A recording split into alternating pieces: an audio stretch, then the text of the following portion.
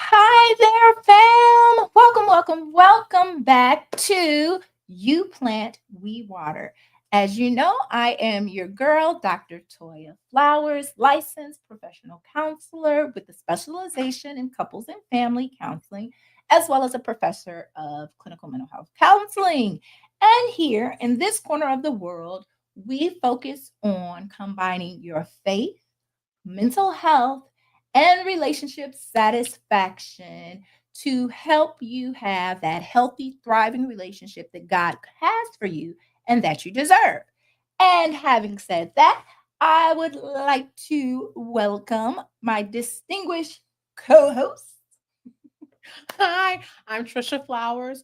I am a minister and a lifestyle coach. And again, we are so happy that you guys have allowed us into your homes or wherever you're watching us at. That part. So as you know, we have been engaging in our Faith Over Fear 90-day challenge. And this week would begin the week 2 since we've launched the challenge. Those of you who are interested, basically the Faith Over Fear challenge is just kind of like a lifestyle choice where we are going to be activating our faith and coming against and binding fear and worry and anxiety so that we can live our God-given purpose. You can find out more about the challenge on our Facebook page, You Plant, We Water. And please do watch our previous 2 episodes to get a really good sense of what we're doing. But this is the second week. And so for week 2, our focus is on journaling. So, want to encourage you to go ahead and write down your fears and worries. All right, go ahead, get it out on a sheet of paper. Then rewrite them from a faith perspective. So, for example, I'm worried about XYZ situation, but I trust that everything will work out for my good. All right. So, that's what you're going to do. This week is what we encourage you to do. Last week we were on affirmations. That went great for me. I even found myself pulling over to like a forest preserve and reading the word and praying and all of that. How did things go for you, sis? I did a little bit. I need to do better. I'm going to do better with the journaling part of it. Yeah. And the thing is, you don't have to do it every day, right? Like if you do it one time this week, or maybe you don't get to it. This is the thing, counselors are big with this. We say you do the best you can do each day, given what you had at that moment on that day, right? So maybe you don't end up journaling until week 4. It's okay. These are tools to help you.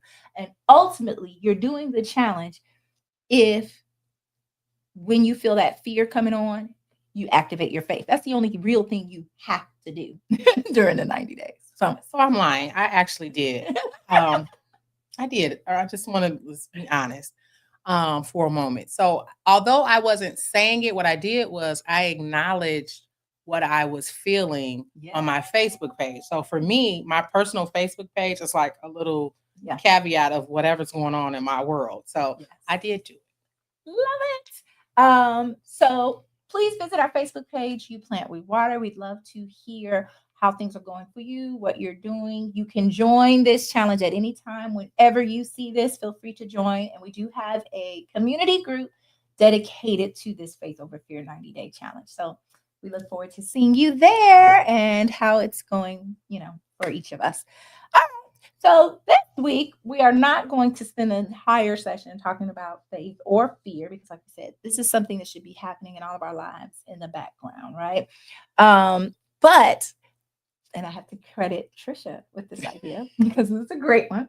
We are going to be talking about the realities of being in relationships versus kind of like the idea, that fairy tale fantasy that you think being in relationships are going to be. And as you know, we love to talk about things from multiple perspectives, which include the petty, the professional, and the prophetic.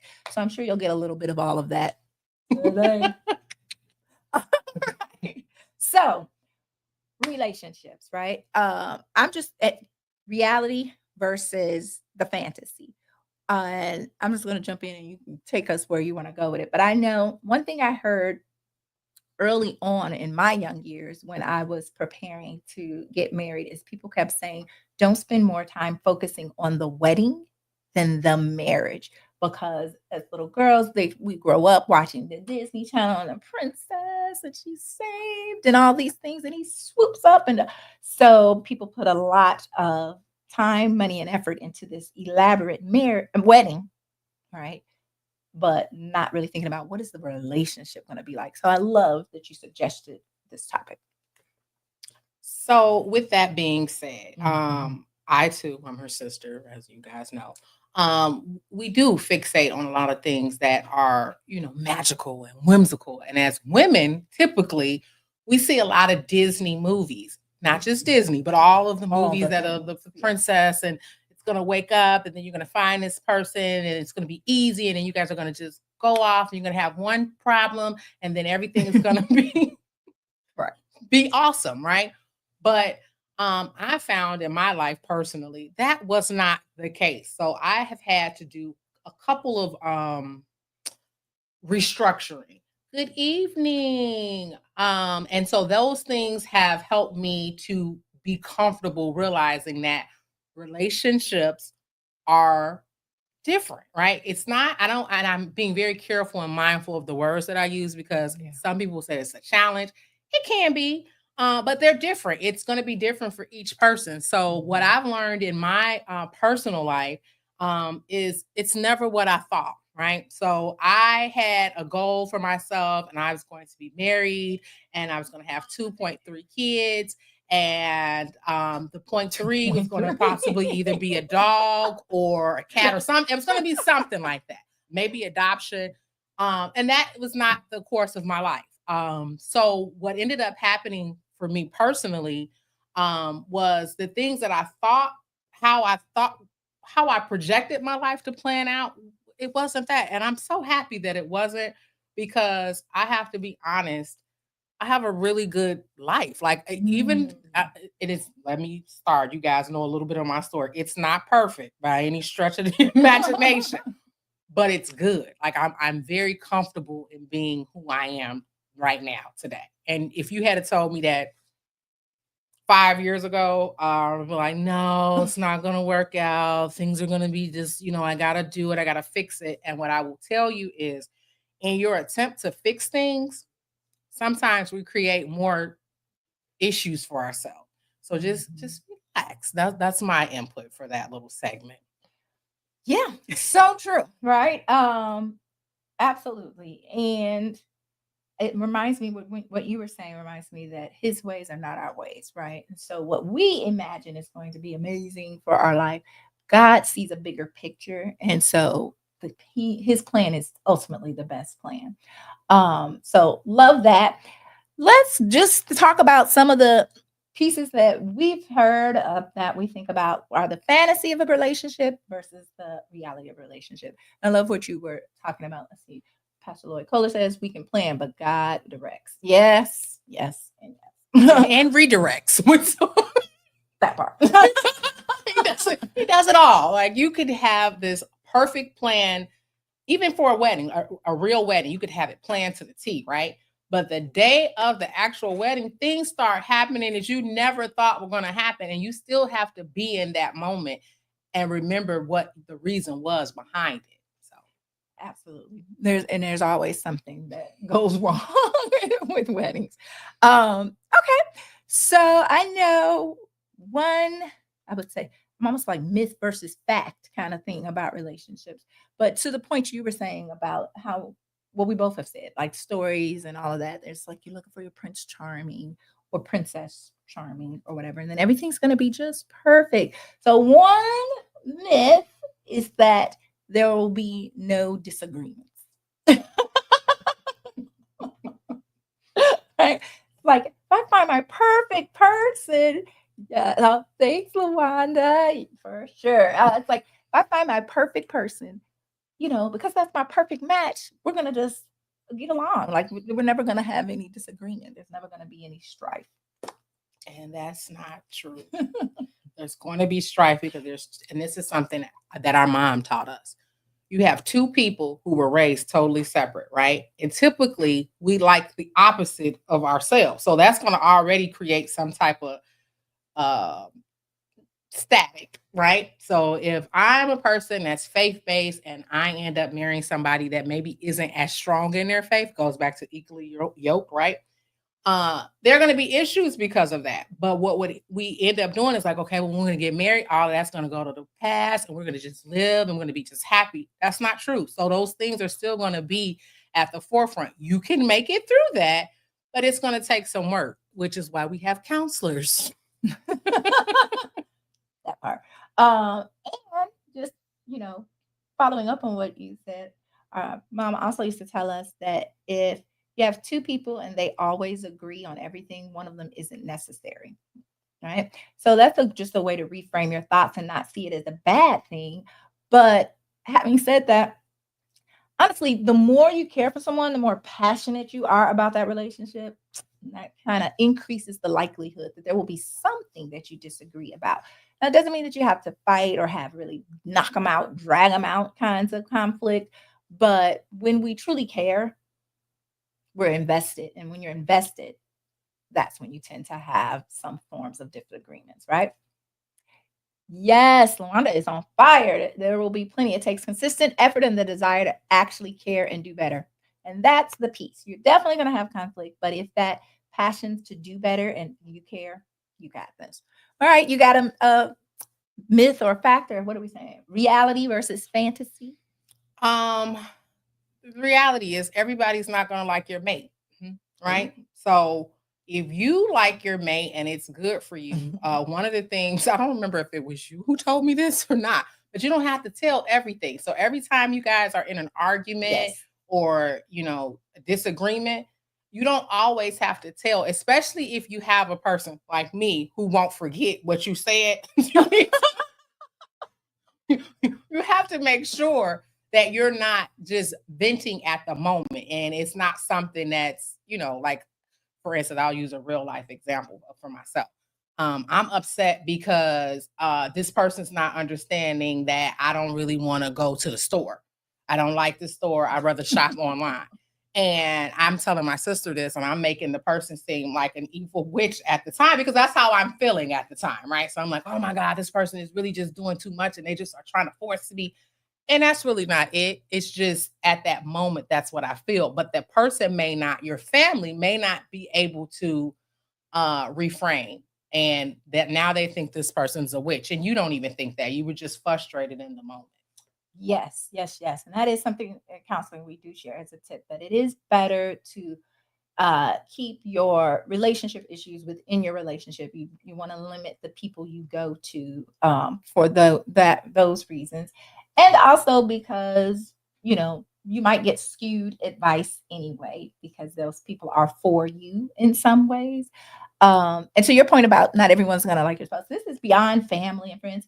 And whether you're sharing, details of what happens in your relationship, this could just be, they just might not like the person, right? Like just from day one, they may not like your person. And there's two camps, I would say, of thinking on that piece as far as the reality.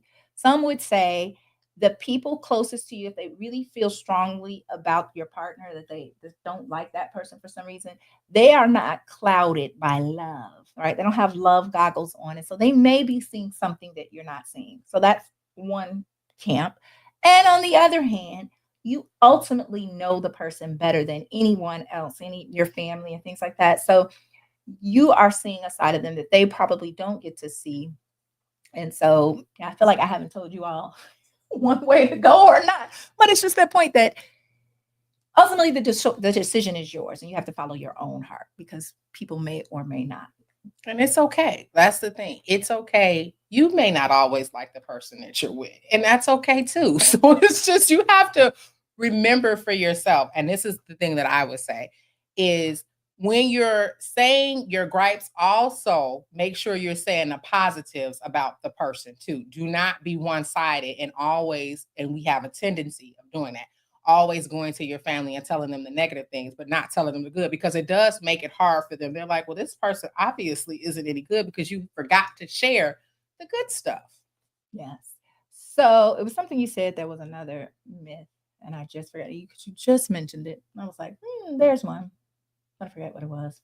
Love is not blind. So I don't know. They say this, Pastor Kohler. I don't know. May or may not be. Right. You know. Who knows? No, truly it isn't blind, right? What it usually happens is that we want to ignore things.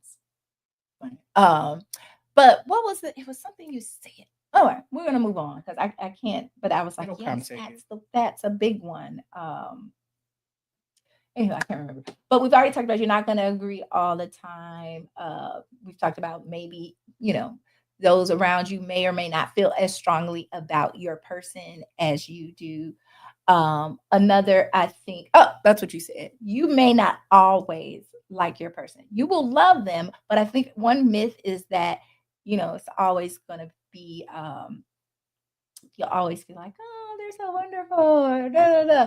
But the longer you're in a relationship, there are things that seem so small that can really work your nerves, right? Like, I don't like the way they eat their soup. Like, I'm just looking at them like, ooh. This is just a made up example. But that is because you are sharing your life with someone. And so it's not always going to be that every little thing about them is just like, oh, I just think it's amazing. And they're just the perfect person. The perfect person for you is still going to have flaws of their own, right? And do they match? What's that? The 80-20 rule? Am I getting 80% of the things that I really wanted, that so much so that I can overlook the 20% that might bother me? And I love that. And so in my younger years, I was like a terror, right? So your nose, you was chewing, the way their eyes look. There's just all kinds of different things. God has worked with me, guys. But it would be all kinds of little things that I was knocking people out the door for. And I never got to the core of who they were because I was being very picky. I mean, just anything. The height, that is a real thing for me. I've learned that was a silly request of mine. And I want to say this for all of my short kings out there. They can be amazing. But I did have a height thing because I wanted to be the little lady. And I'm tall. I'm 5'9". So it was really hard to be the little lady if, you have to be at least 6 feet. I mean, for me to be a little lady. So with that being said, that was something that was unreal. I had an unreal expectation about people and things. And so in my relationships, I had to be, my sister would usually talk me off the ledge of crazy, which I tend to like sometimes. And she would say, what did the person do? And it would be something really like just peculiar for me. Like, you know what? That person, when they were laughing, I don't think I'm gonna be able to look at them like that anymore. And so you have to be honest with yourself and work on that too. So sometimes you can have the unreal expectations. Yeah. And that is a big one, just about the expectations. You might be missing out on your person because you have unrealistic expectations. And they can be anything. I know since we call it out, right? I know there's a thing with the ladies, 3-6, right? 6-pack, 6 figures, 6 feet. I don't know. Especially, what are we bringing to the table, that kind of thing. Especially if you didn't have a 6-pack, right? So say in a nice way. You know me, I'm gonna keep it 100, right? So if you didn't have a 6-pack, then you probably that shouldn't be on your list of things, right? Or if you don't have 6 figures, right? Maybe they, maybe a 6. inches of real hair. I don't know, You but know what? whatever it No, is. one of the things that men say all the time, okay, is I want a natural woman. Yes.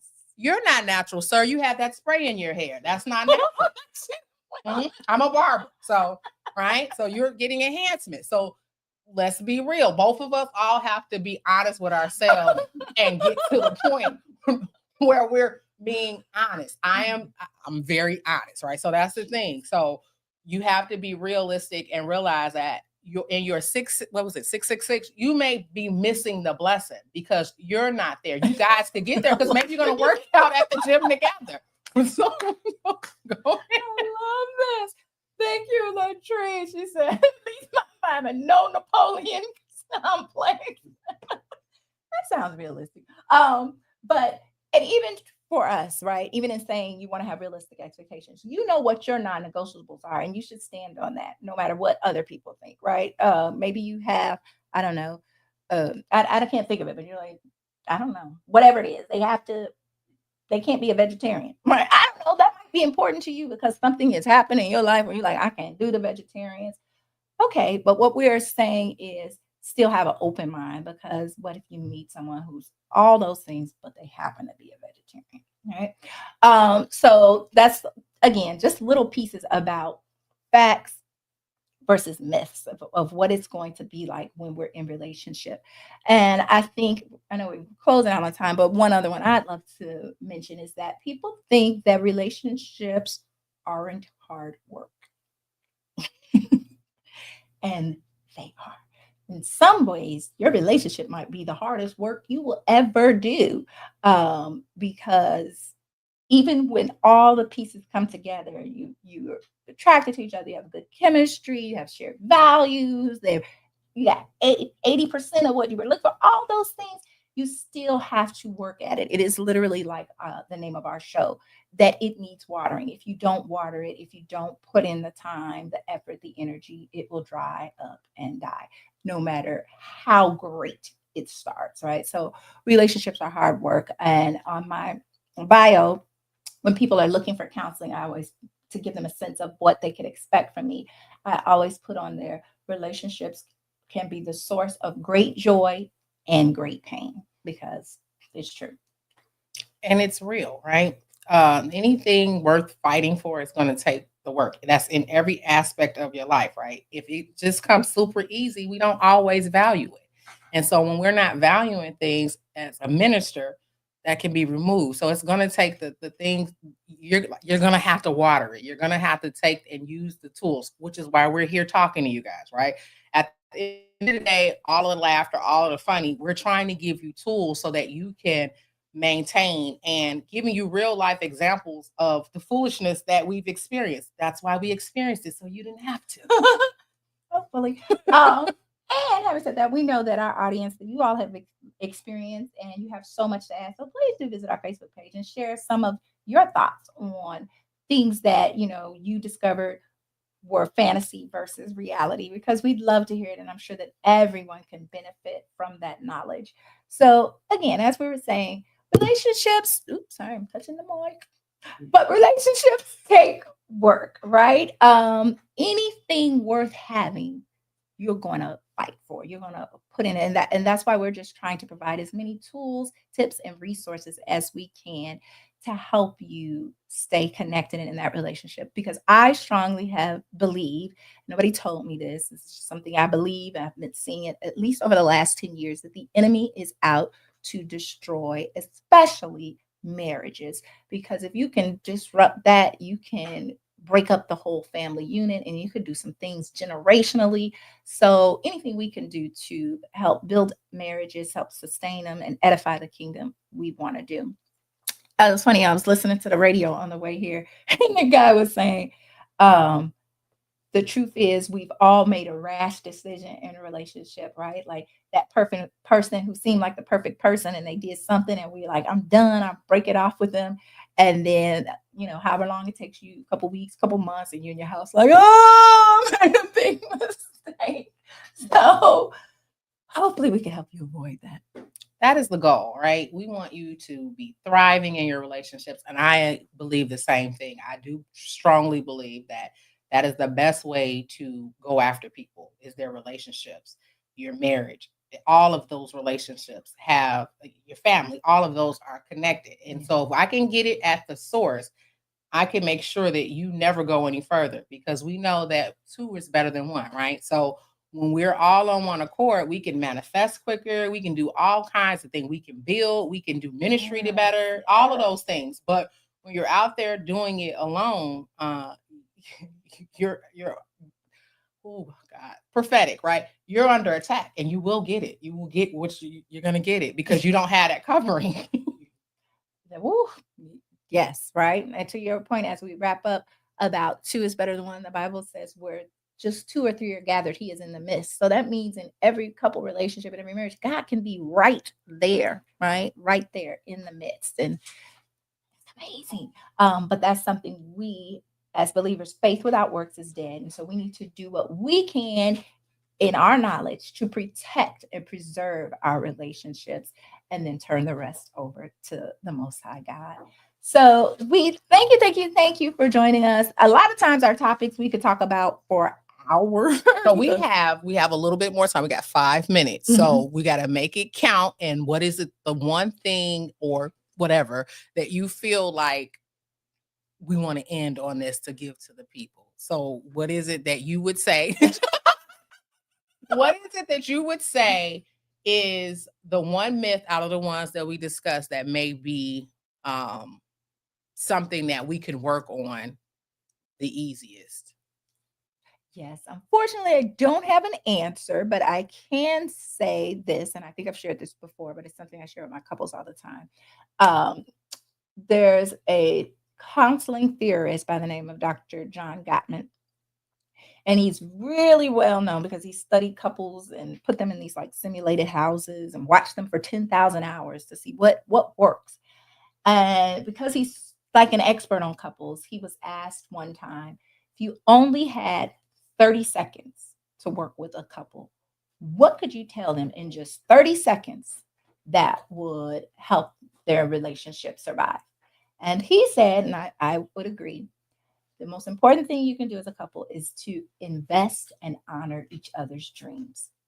That's a 30-second snippet you could take with you. That is a fact. It's not a myth.